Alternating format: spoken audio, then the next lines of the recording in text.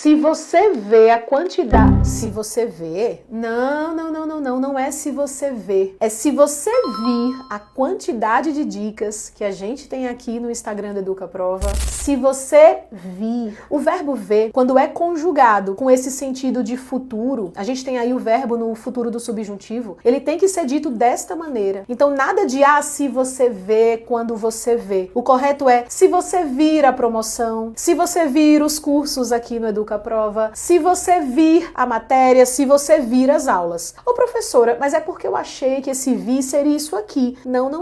Aí seria se você vier. Se você vier fazer parte aqui do nosso curso, você vai receber muito mais dicas e uma preparação completa, seja lá para qual prova você vai fazer dentro da área da educação. Meu nome é Denise Carneiro, me acompanhe aqui no Instagram da Educaprova para mais dicas.